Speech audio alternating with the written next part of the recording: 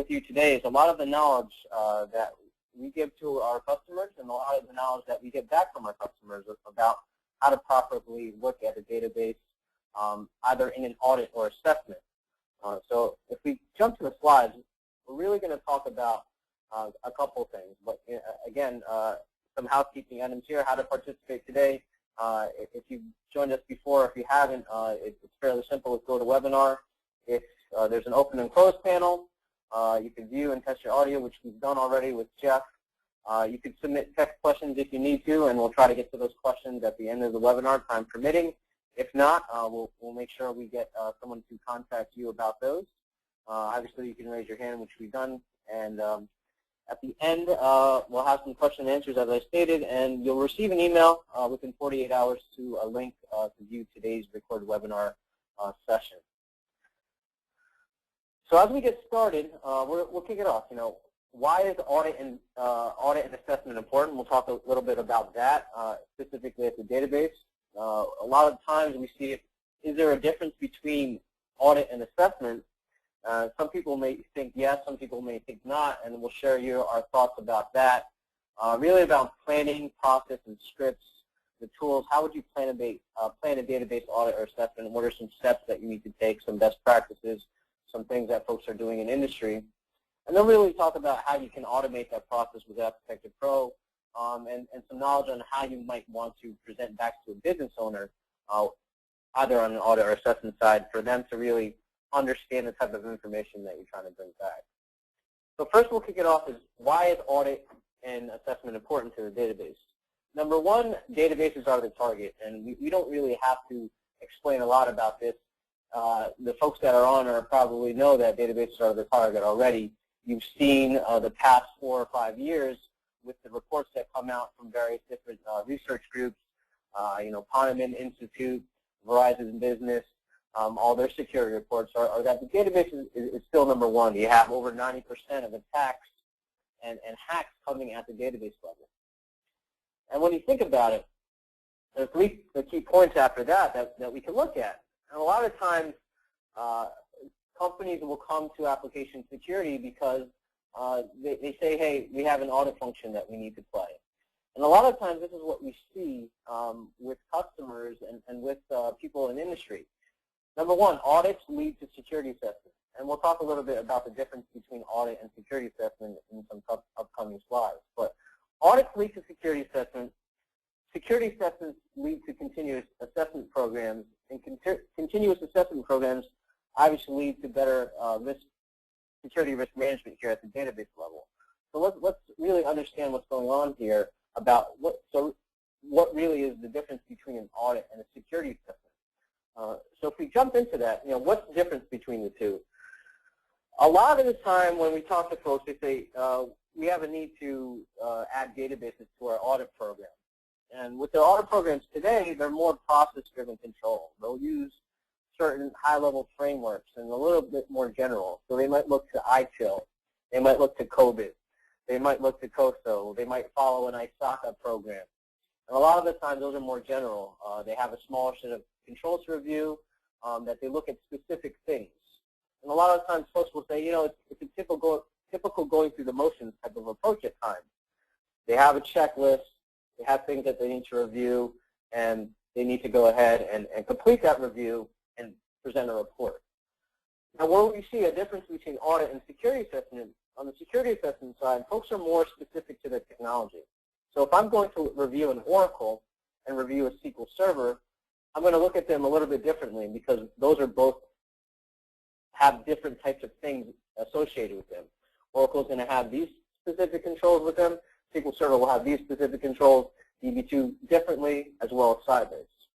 On the security assessment side, we're not really process-driven. We're trying to understand, are we secure? What really is the risk? And how does this affect our confidentiality, integrity, and availability of the database system? So it's a little bit different of a mindset. We're still trying to look at specific controls, and we're still trying to look at things to understand and have a snapshot, a point in time of how we're looking at the database. But again, two different types of approaches. Both aren't bad. Both aren't, both aren't bad approaches. Both of them are good approaches. But there's more that you can think about when you're looking at the security side versus the audit side. And that's typically why we say audit could lead to security assessment, because there might be some things that on the audit side we're really not looking at, whereas the security assessment side might pick up. For one instance, if we're looking at an Oracle, I know if you join our webinar today, you probably heard some information about an Oracle critical bug that was just released. Now, if you were to look at that Oracle and audit it, some of those things you might not pick up on.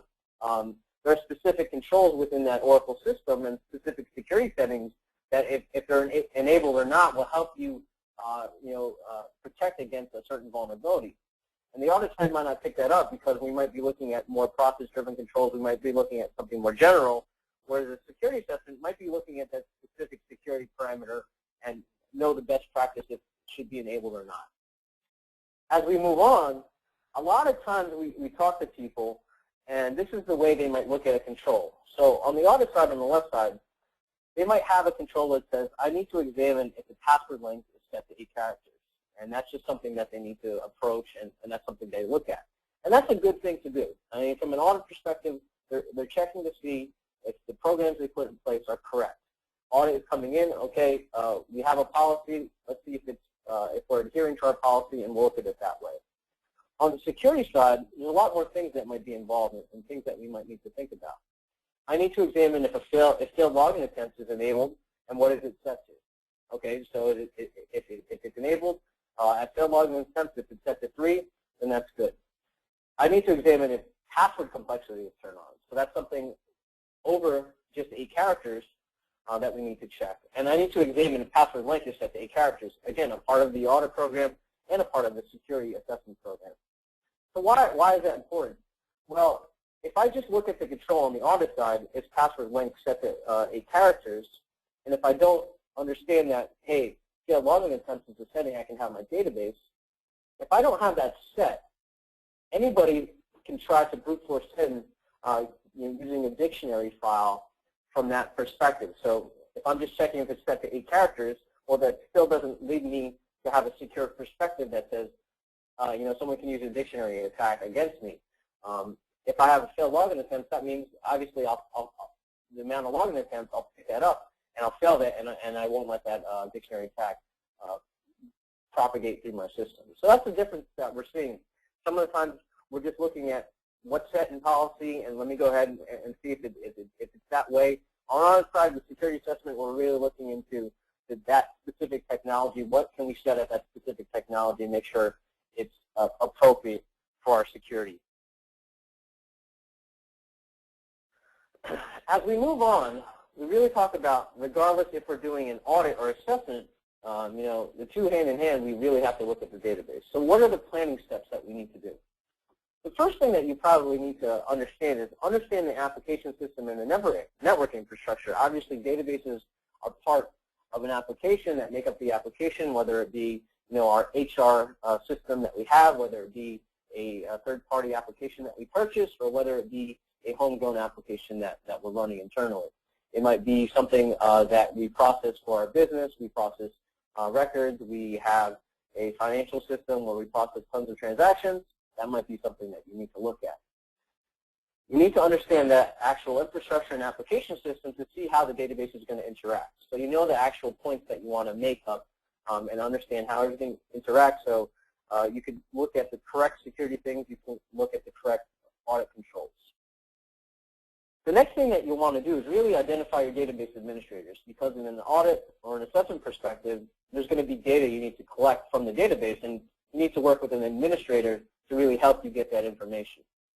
So you need to identify the database administrators, have a conversation of, hey, we're going to do an audit or assessment, and this is the type of things that we need from you to help us make this a successful process. From there, you also need to identify your database environments and versions. There's various different things that you might need to check for. So from a database audit perspective, sometimes you might go into it not knowing that your Oracle 10 is different than your Oracle 11 and your Oracle 9. You might just go into it and say, okay, I have all these things that I've accumulated, and this is the type of information that I need, but maybe that particular control that you need to check for is non-existent, or it's treated differently in a version. It might be also different based upon operating system. So that's also what you need to consider. Understand your database environment, your version, what operating system that you're looking at that it sits on. You might want to look at configuration files and documentation to really understand if that's the control you need to look for. Database schemas might be different, and the security design must be different. Now, while you've examined that and collected information, you've identified your database administrators, identified your environment, understand a little bit what you're working with as far as your network infrastructure and application system, you want to identify your resources. So we talk about process, talk about scripts and tools. What do you have available? So you want to understand what you have available. You might have an audit program where you have a spreadsheet that says, okay, I want to look at this control, this control, this control, and you might have in a column that says, okay, run this script or give this script to the administrator for them to run, and it'll bring back information for you. That's one process that we've seen a lot of companies have, and ultimately moved over to using App Detective to really automate the process and have one way to do that. Some folks will still use database audit programs where they have a worksheet and it says, and they maintain scripts, which is always difficult because typically on the audit side you don't have all the knowledge about everything there, so you're forced to update your script or have an updated script, and then when you ask the administrator to run it and collect data, it's a more time-consuming process because you don't have the exact script to the T. So you have those resources, and then you have tools, which we'll talk about later on. What do you need to follow? Mark, we're just getting a little bit of feedback that your voice is kind of coming in and out, so if you could just try to keep the mic closer to your mouth or just talk directly into the microphone, that'd be great. Sure. Thank you, Jeff. Sorry about that, everybody. So what are the standards to review? So there's a bunch of standards out there that we look at, application security looks at, the industry looks at, around what things that they can check for. So they're vendor checklists. So a lot of more security-minded folks might look to a vendor checklist. A DBA might look to a checklist. There are checklists that NIST puts out. So there's obviously there's the National Vulnerability Checklist Program, and DISA-STIG is part of that. CIS is a third-party checklist that's available that way. So these things, if you don't know what they are, DISA-STIG is a very security technology implementation guide, and they have checklists specifically generically for databases and also specific for Oracle and Microsoft SQL Server. And there are things that you can look at from a high level generically. Hey, we need to look at passwords. We need to look at patch levels. We need to look at authentication into the database. But there are certain ways you would need to look at it at Oracle versus Microsoft SQL Server. And those things are there to point out. CIS also does that for you. So those are checklists that you need to look at if you're considering what to look at the database level. And as mentioned before, there are guidance, more general guidance from ISACA, AuditNet, ITIL, COBIT, and COSO on the actual controls that you need to do. But really going down to the nitty-gritty of the database is where the other checklists, is where tools will help you really do your audit or assessment. We have an example here of a script that you might see in your audit program if you're doing it manually and asking administrators to run this for you. It's something that you'll get for information in Oracle. You know, there's password reuse time, password reuse max, lock time, grace time, lifetime, login attempts, and verify function. These are all things within profile settings within Oracle that you can check for. So these are the things that you would need to follow, update your scripts if you needed to. There's sources of data collection, and that's what you have there. A lot of times here we're doing for audit and assessment, obviously, we're getting information and validating if it's correct, if the proper setting is turned on or off. Next, I'm going to jump into some common database audit programs. And a lot of folks are using this. This is something that I got from AuditNet, and it provides guidance. And this is more of the general things. This is more of the general things that you see in an audit program. But you can take some of these things, and if you take the security approach a little bit, you can combine these into a full-blown audit program. So here what we have are a couple slides that typically folks are going to look at. And some of the things that I talked about at the planning stages. So the first one is understand the architectural diagram of the application and your environment. So you need to know that, first of all, to understand about going at the database level. Next thing is to grab the policies. Understand what the policies are so you can actually audit against the policies. So if we're set to this, if we're set to that, we want to audit against that, or security audit against that. access controls. Access controls are the root of a lot of audit programs and a lot of security assessment programs. So if you look at this, we're here to determine a lot of different things. We're talking about privileges granted to users, privileges granted to roles. We're understanding who has administrative privileges. We're understanding, how can users have access to a lot of different things within the database. So that's a lot of things that folks will look at as access controls. And if you look at it, this can be more general. You could be looking at a lot of users. You could be looking at a group of users.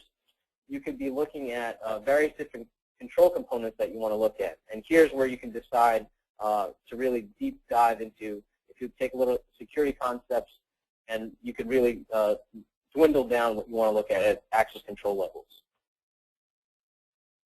Authentication, you're going to want to understand all that stuff. We talked about passwords. So this is where you really want to understand if, hey, do I just need to check for 8 characters, or do I want to check for failed login attempts?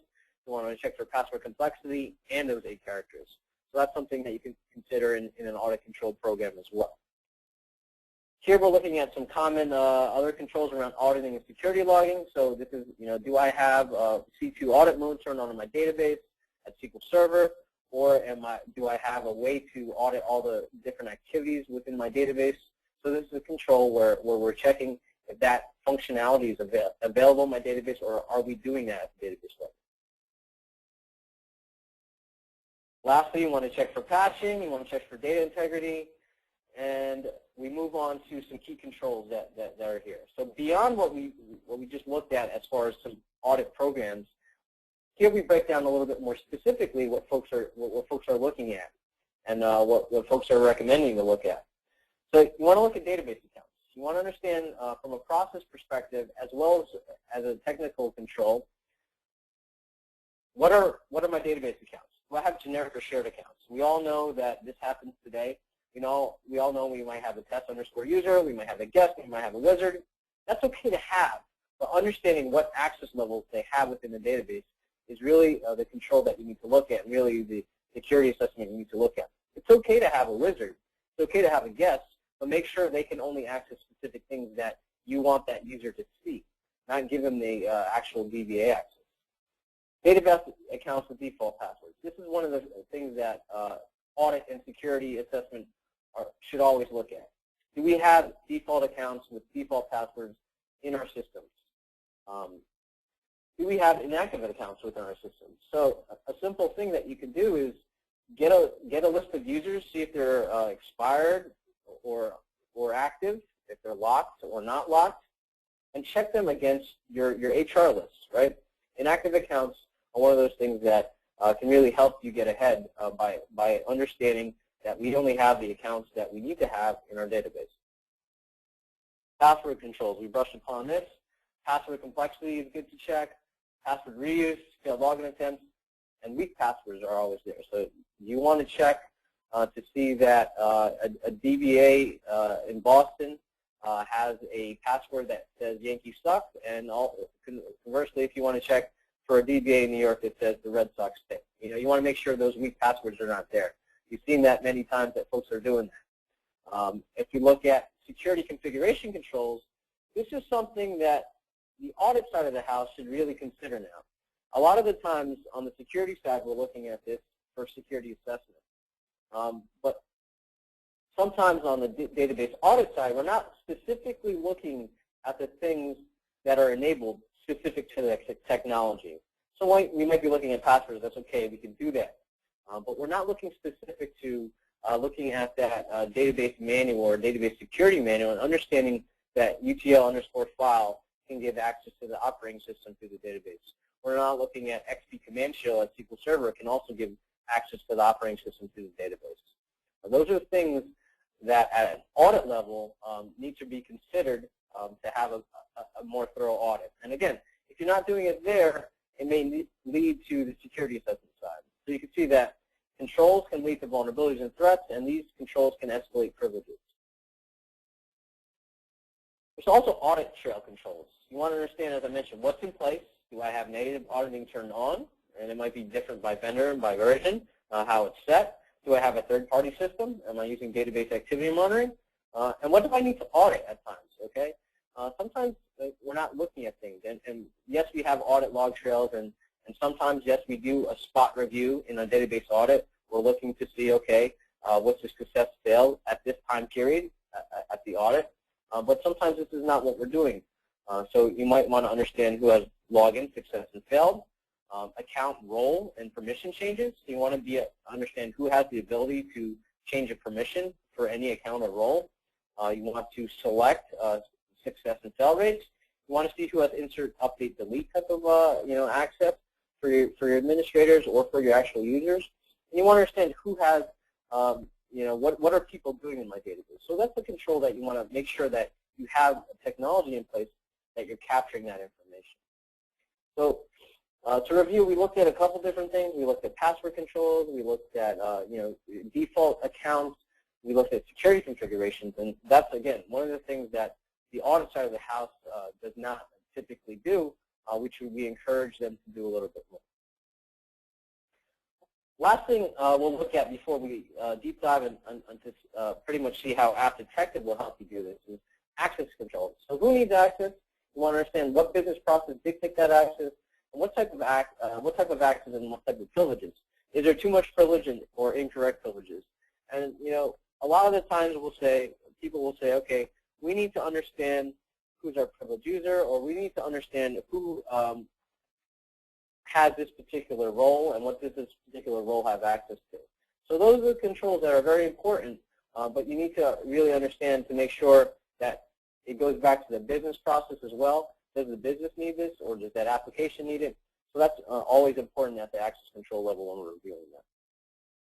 So the next thing that we're going to do is consider everything that we just discussed. How does this all fit into App Detective? How does, reviewing controls at the technical level, how does reviewing process controls that we might do on the audit side really happen at App Detective? So what I'm going to do is just fire that up. I'll bring up my screen here, and you'll see App Detective. App Detective can really help both sides of the house. Database, if you're doing a database audit or database security assessment. And the product is here to help you do both or do a single one. So let's look about that. So let's take the example of how someone would go ahead and start using the tool today. The first thing that someone would do is create a new session. They would hit new. And typically what's going to happen is folks on the audit side will have a couple of databases they need to audit. They'll say, we're doing a sample set. We're doing 2, 1, 3 of an actual sample set, and we know the information that we want. So we're going to go ahead and populate the information. We're just going to add 1, and that's the one that we want. And they're going to add that into the system, do a discovery, make sure it's there, validate that the information that the administrator gave us is right, and we'll get it into the system. So that's how typically audit are doing. From a security assessment perspective, folks are running security assessment perspective with the discovery and say, hey, I'm going to take a range. So they might take a range and add that here. What the discovery is going to do is go ahead and look for all the databases that they choose to look for. So here we can look for all these different versions. So if they find database installations that they know about, that's great. Okay, they can go to the administrator, get an account, and really check the security configuration for it. Sometimes they find rogue database installations that they don't know about, that just no administrator for. And a lot of times these are Express editions, like SQL Server Express Edition, MySQL that was installed on the network. There's even Oracle Express Edition, a DB2 Express Edition. Everybody has their own Express Edition. And a lot of the times, this is an eye-opener to say, okay, we don't have a handle on our actual database installed in our environment. So from the security side, they'll say, okay, let's take this inventory and do something with it. So they'll go ahead, and based upon that, they'll have information populated in our network tree.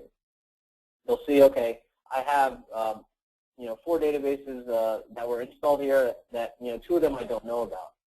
So typically what they'll do is move on in our solution and run a pen test. Why do they run a pen test? They'll run a pen test because they don't know who administers the system, so they can't get an account, but they want to test the security perspective of that database that they found that they had no clue about. So they'll run a pen test and see what actual activity happens there. That's the security side. On the security assessment side, when you talk about audit, audit is where both of the sides of the house have some information. So we talked about, you have to gather information to run an assessment. So what we're doing with an audit is we're gathering information from the database and assessing that based upon a policy here. So you might have a spreadsheet that says, okay, again, these are the three things that we need to look at. These scripts run against the database will bring us back information that will help us answer this control. What we do here within App Detective is that, hey, again, we have to go to the administrator as part of our planning. Hey, we need an account on the database, and this is the account that we need. We'll give you the script that says this is what information we're going to collect, and we'll run that. And this is all based upon policy. So policy becomes the very important thing within App Detective that's really going to drive what you need to look for. So if I hit up, open our policy editor, this is where you can really pick and choose the things that you want. So from an audit perspective or a security assessment perspective, you can really lock down what you need to do. So let's go ahead and look at one of the policies I just opened up, but this is our policy editor. So from the security perspective, I could say, I want to run every single check, for here. I want to look at default accounts. I want to look at this parameter setting. I want to look at the password profile settings and things like that. You could pick and choose what you want. The audit perspective can do the same. So audit might have 10 checks within their policies, or security assessment might have 15, 20, 100 checks in the security assessment policy. It all depends what you want, but the tool allows that flexibility. So if you're an audit team that wants to do it, or security team, or you're an auditor that needs to really grasp some of the security concepts, it comes all into play here. And what the great thing about it is that if you're from the audit perspective and you need to take some of the security perspective into your audit program, you can understand what each individual check does from our knowledge-based article. So here you get a ton of information that's going to help you evaluate if you want to add this into your part of your audit program. So here you'll see a title, a risk level, a CVE reference. For those who don't know, from the audit side, CVE stands for Common Vulnerabilities and Exposures. App Detective Pro is a CVE compatible product. So if there's a match, we will present it here. If there's a no match, that's what you'll have there. You have a description. A summary and overview are really going to help you understand what the check is analyzing for.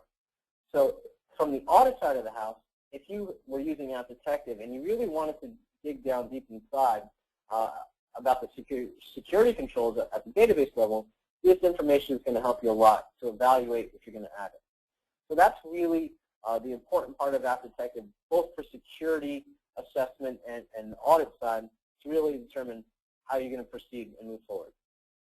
So once you do that and run a scan, you'll go ahead and get results. You get results based upon what you ran. So here are some results. So if we're looking at this Oracle database, I have a bunch of vulnerabilities exposed here. 36 vulnerabilities that came back. And what did I run? So doing this in an automated fashion with App Detective, it allows you to see every single check that you ran, if a violation was found or not. If violations were found, all those violations would be presented here in our details.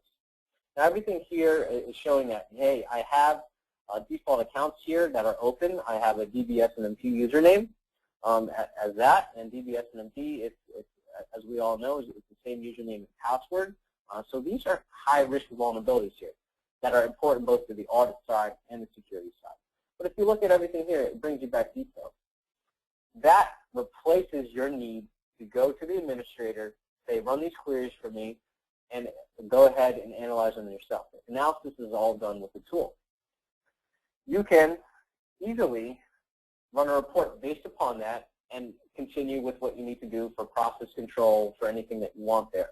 You could right-click, generate a vulnerability details report, and go ahead, and that will generate you a nice report which will show you a pie chart of these are the risks that are high and give you all the details that you need to do to present back to whether your business owner or your administrator to really dig down into that issue. And that's what you get here with the tool. You'll get a report that will show that. The other thing that the tool that folks are using it for is really locking down an access control. So Here's the report I'll show you here, and if we look at those default accounts, we'll see all the existence of all those accounts, all the details there.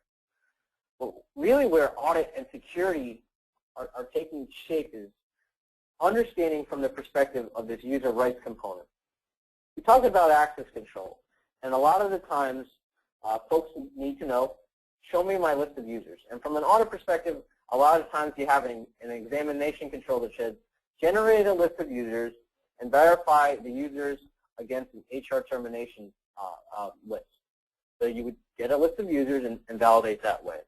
You have a lot of it both from the audit and security side is to say, okay, generate a list of users based upon their role. And that's simple to do with the product. Based upon the scan that I did with a user rights scan, I can go in and generate a report. And for user rights review reports, I can say, okay, I need to know everybody that has a database admin role, the DBA role.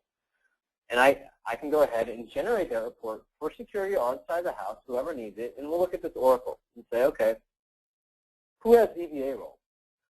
From that, I can understand who has DBA role and whatever actions I need to take place. So I'll go ahead and generate that and say, okay, show me the list of roles that I have available in this Oracle database, and I will choose that role. So we'll go here and look at a report that says, okay, who has members to my DBA role? So let me bring that up.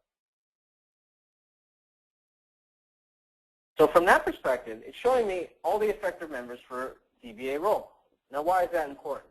Well, from an access control perspective, we're trying to lock down to make sure that we're doing the right thing, making sure that folks that should have DBA role have DBA role.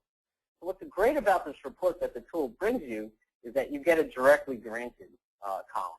Directly granted means that they're directly granted the DBA role. No means they're not directly granted it and that they can get it through another way. So if you look at this, you can see how they got it. So you see, okay, V. Rothwood is a user that has not directly granted. So you can say, okay, from an audit perspective, this particular user has it, and I don't know why they have it. So they can go back from a business perspective or to the application owner and say, okay, I see this user V. Rothwood has access to database administrator role. Does he need to have it? That's the conversation you have. If they don't have it, this brings up all information that says, okay, they shouldn't have that role. How did they specifically get that role? And you can do that by running a different report called all effective privileges for a user. So that's right here, all effective privileges for a user. And this saves a lot of the time for database collection running through scripts. So from an audit perspective or for security assessment perspective, you're not bogging down the DBA to say, hey, I need you to get all this information. You're independently gathering that information through the tool for you to look at because you don't know if the database administrator is going to change anything. So this gives you an independent validation of that. So even if you're, especially if you're evaluating a database administrator themselves, their access within the system. So if I say I want to understand what V. Rothwood has, I'd run this report. And I get a report that says all the access rights to a user. And typically, this is a type of report that audit and a security assessment is looking at. What are the actual user rights within my database? So for this specific user, V. Rothwood, you get a rich report that helps you pinpoint all their access within the database and how they actually got it. And a script is not always going to tell you this, that information in an easy fashion. So you can see that V. Rothwood has Connect role, and through Connect role, he has all these system privileges. You're going to see that through the resource role, he has all these system privileges. And then you can see by this particular grant path here, V. Rothwood has Scan Services role, and Scan Services role was granted DBA role. So now you know how he got the specific DBA role. It was inherited because Scan Services role was granted DBA role. Now you know that V. Rothwood is going to get tons and tons of system privileges and object privileges through that role relationship here. Scan Services role was granted DBA role. And you can see that up here, he's granted 524 pages worth of actual access in our system. Is that right? Is that wrong? Well, that's to be determined. And this report really helps you get down to that level through an automated scan and reporting to really deep down inside talk back to the business owner, talk back to the application owner, is this the right thing for them to have from an audit and security perspective side? Another thing that folks are looking at are really trying to understand. One of the audit controls that we looked at is understanding from a specific thing in my database who has access to it. So if we're looking at a table, and if we're looking at, I mentioned an HR system, if we need to understand a specific access to a table in our system, to a credit card table in our system, you have the ability to do that through the tool. So Object Access Report allows you to generate a list of who has access to what particular object. And if, for an example of the HR, we have an HR employees table. So we can run a report that brings you this actual information. So the HR employees table, it might have been an Oracle e-business system that sits on top of an Oracle database. I run a report that says run it for HR employees. Now I can see every single user that has access to it. So you're going to see system, I have a bunch of Oracle built-in users that have access to it. Viking is a user that has access, Viking Test 1. From this perspective, now we're looking at from the object perspective, from the actual table perspective. So you can look at it both different ways on how you want to analyze it. Both controls are very important. Okay, who has access from this level, or what does that actual user have? This particular lookup could spawn a particular lookup to the user. So I could say HR employees. Okay, HR employees is a table. Now I see that user that we just looked at, Virata, has access to it. Is that the right access that he should have? We already found out that he has access because he had a database administrator account, and that might have granted him that access. So these types of reports and these type of automated generation really helps your audit program by allowing you to view this information from an automated fashion versus asking an administrator to run the actual report for you and get you that service. So those are the things within App Detective that folks are using to really take their audit and security assessment program to the next level and to really automate their fashion. From an audit perspective, we talked about spreadsheets and their audit programs and things like that. App Detective really allows you to jump into that program as well. So we looked at policy one way about policy editor, turning on certain checks within the thing from a technical control perspective. App Detective allows you to really take your work plan that you might have from a spreadsheet perspective and really get that into the product. So you might not be looking at, okay, does the TNS listener have this particular parameter setting? That's not really what you're going to report back to your owner, your business owner, or the people that need to read the report. But you might be asking, are our listeners protected? And that's a question that folks might understand. So you could take that same particular perspective that you have from your audit program, bring that into the tool, and create your policy that way. So if we look at this one, our database listeners protected, I can go ahead and bring that question that I have within my spreadsheet in here and associate checks that way. That way here now I'm creating my policy based upon that and based upon the control that I actually want to look at it. So it's a great world where you can take the security assessment pattern or the specific security controls and merge it into the way you're actually going to present back. And the actual report that's going to come back is in that language. So the last report I'm going to show you here is taking that perspective. So if we're going to look at that perspective, our database listeners protected is the way we're looking at it. We take everything there as far as a check that we got back, and the tool allows us to add remarks where we can have that. And ultimately, that's what's going to be presented back from our actual audit finding. So right now, I'm going to jump back into the presentation and really sum up about how all this fits together. So if we go back here, that particular way we did everything in App Detective allows us to get a lot of output out. Allows us to run scans, allows us to get information that we could have got through scripts, but brings it here in a fashion that we can easily copy and paste information, presenting back results back to the business owner. And typically what we see folks are doing are they're creating an executive summary, so the person that has no clue about vulnerabilities and risks around that, they don't really care about that. They want to know, is my database passing our program? You want to have an executive summary, observations, and interesting details. And a lot of folks are approaching it by taking some of the technical details here and really putting a technical risk, a business risk, and ways to respond to it. So that's pretty much what we have here for presenting audit findings or assessments back to the program.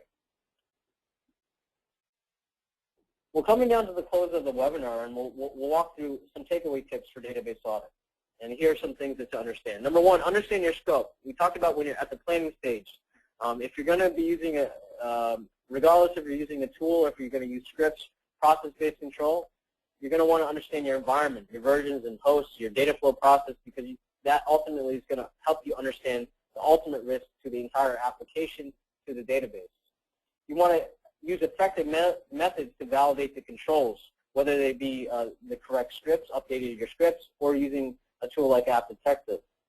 And from the audit side of the house, something that's really important to take away is that you can see what I showed in the beginning, that security assessment will typically look a little bit further down at the technical control. And we know that audit can lead to security assessment to ultimately lead to better risk management in our database. So you don't want to neglect the security parts of an audit. Sometimes you get folks in a conversation where they go, okay, would you look at this? Or they'll look at App Detective and say, wow, you guys do a lot, and we're just doing an audit. We're auditors. We don't need to look at everything there. Sometimes you need to take a step back from your audit hat, step back and say, okay, we might need to look at these certain things from a security perspective, because if we just do the bare minimum at the audit side, we might be missing out certain risks involved if we don't look in further.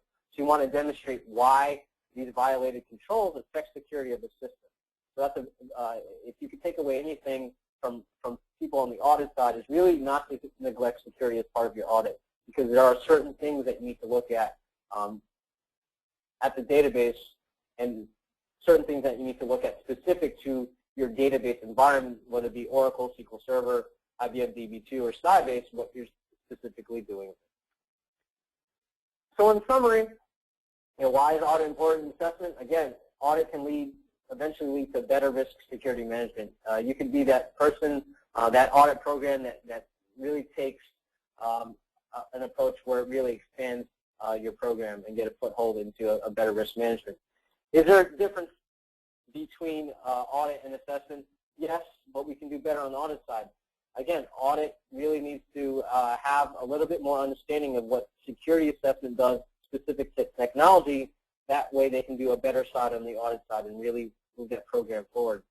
You want to plan appropriately. There are certain processes that you need to do. We talked about checklists involved that you can look at to better beef up your audit programs around databases, their scripts, and obviously we talked about tools with App Detective, how some of these things, we brushed briefly around how App Detective helps. And as Jeff mentioned earlier, there's some information that we'll have moving forward if you wanted to evaluate that. And lastly, you want to report results back to the business owner in a fashion that they'll understand. Whether you're using a report out of App Detective or whether you're using scripts or process control. You can't just say, yeah, this security violation happened here. You have this XYZ parameter is set to true when it should be set to false.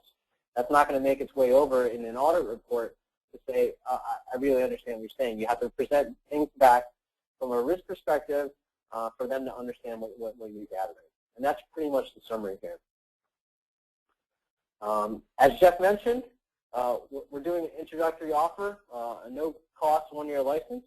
What I'll do right now is I'll pass it back to Jeff to really talk about this particular offer that we have. Thanks, Mark. Yeah, we have a pretty exciting offer. We know we're going to have a lot of folks that want to get started with their assessments, and today, if you go ahead and actually download a version of App Detective Pro, that link is off of our website. You just go right to the front page and download that product. We'll also send a link post-webinar, so you can actually go ahead, download the product. After you get it downloaded, set up a call with your sales advisor. You can just call into application security or send an email to sales@appsecinc.com. And once you go ahead and do that and you talk to our sales advisor, we'll go ahead and get you started. You just ask about the no-cost license, and we'll get you started with a 1-year license, a single license for App Detective Pro at no cost. And there's some fine print with this, but give us a call and we can talk to you through some of those things. But basically, if you're a new account, you want to get started, we want to get you we want to get you started protecting your database. So please, this is a great offer to take advantage of this and start protecting your database. So I think right now we're going to go ahead and kick off into our Q&A section, and we got time for a couple of questions.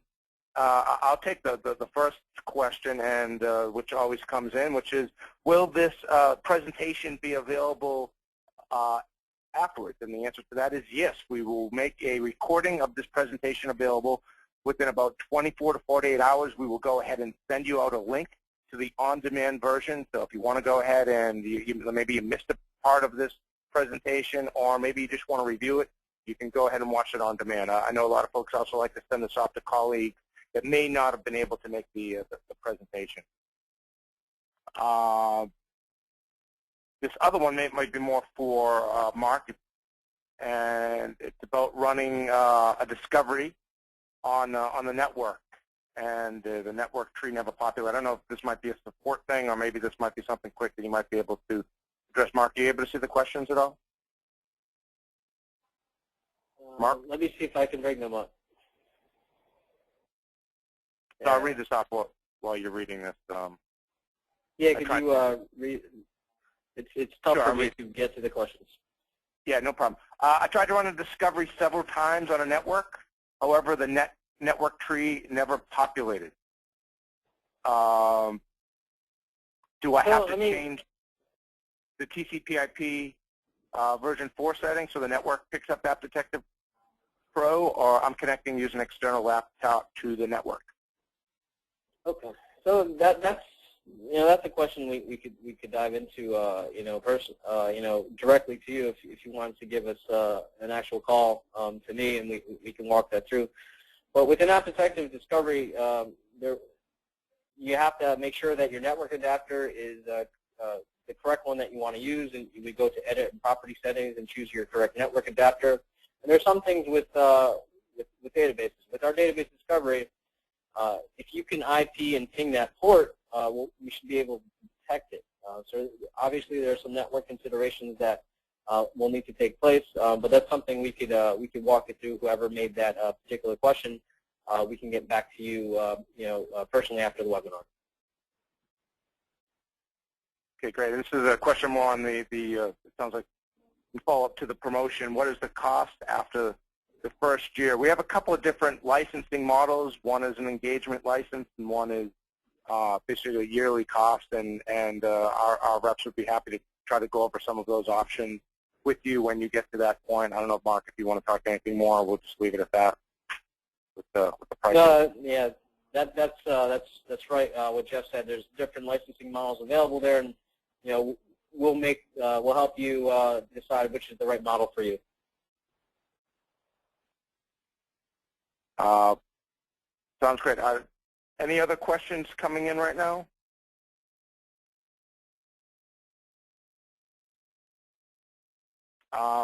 Here's a great one on performance. Would the network discovery tool impact the performance of the database while it is running? Do you find that people run this against a production database or a copy of the database? So discovery is not going to have any implications at your database. The way discovery works, if you're familiar with tools like Nmap and things like that, it pretty much works the same way. So we've had folks that will specifically run discovery, and we'll try to run that against all ports, and that works fine. Again, it's just network traffic, so it's not doing anything specifically at the database level. And we have folks all the time that run this against production databases. There's no need to run it against, and you have folks that run it against QA and test and things like that. But the majority of our folks that are doing on the audit side of the house, on the security assessment side of the house, will do it against a production database and have no issues doing that. Okay, great. I think we have time for 2 more questions. And Next question is about performance of how long it takes to actually do a scan. So what's kind of the rule of thumb for doing a scan? Should it be run during the day? How many records does it kind of go through at a time? I know that varies, but basically when do most folks, as a best practice, run the scans during the day, at night, weekend? You can talk a little bit about that, Mark. That's a great question. So when I showed you policy editor, that really is going to drive the length of time that you want to do. So if you're looking at certain security settings, or if you're looking to do easily guess passwords or password checking, obviously depending on the number of users in your database, if you're doing easily guess passwords, it's going to enumerate every single user and try 50,000 possible passwords against that. So that could take some time, and folks will typically run that overnight if that's what they want to do. If you're doing a base security configuration type of scan, checking security parameters, checking password settings, folks will do that during regular hours. Even folks will do the easily gets password stuff during regular hours. It all depends on when they want to do it. It all depends on the application, the environment, the administrator. So a lot of things taken into consideration. But we have customers no problem doing during production hours. If that is their need and that's their requirement, we have no problem working in that. And if you want to do it off hours, that is not a problem as well. Okay, great. One last question. Who should be the user for this application? Auditor, DBA, security staff? The answer to that is every single user. Audit, security, DBA. The tool is very versatile, and that allows each individual type of person to use. You can really fine-tune the tool and the product to what your needs are. So if an administrator, DBA, database administrator, is looking to check certain things on how things are configured, we have customers on the administrator side say, okay, I'm going to run a scan against this database. That's going to be my gold standard, and then I want to check against that. And every single database is going to have something like this, and this policy is going to make sure it's like that. You have auditors that are coming in and taking the tool and saying, we're going to check these 6 different things and run it that way. Then you have security side. Security side of the house love it because they can go ahead, run the discovery, find rogue databases, pen test them, audit the ones that they know about, and really find tons of information that's useful to them that's going to help with the overall security program at their company. That's great. Thanks, Mark. All right, well, that's all we have time for today. Before we wrap this up, I just want to let everyone know, if you want to go ahead and download App Detective Pro, within the chat box, there is now a link that's available. You can click that link. It will bring you directly to the page where you can go ahead and download the evaluation. And after you get that downloaded, just contact us, and we'll talk to you about how you can get that license. For questions we didn't answer, we will make sure that your reps know about them, and they'll be getting back to you with some answers to some of those questions. So on behalf of Application Security, thank you very much for attending today's session, and we look forward to working with you on getting your data secure in the future. Mark, any last thoughts? Last thoughts again. What we stated before was you don't want to neglect the security side and the understandings of specific to the database vendor type in your audits. And the tool App Detective Pro is going to help you do this in a great fashion. It's going to really give you the knowledge that the tool brings to you, and you'll be able to secure your environments and audit them and assess them properly. Okay, well, great. Well, thank you very much, and I look forward to a link to the on-demand version within the next 24 to 48 hours. Thanks, everyone, for attending.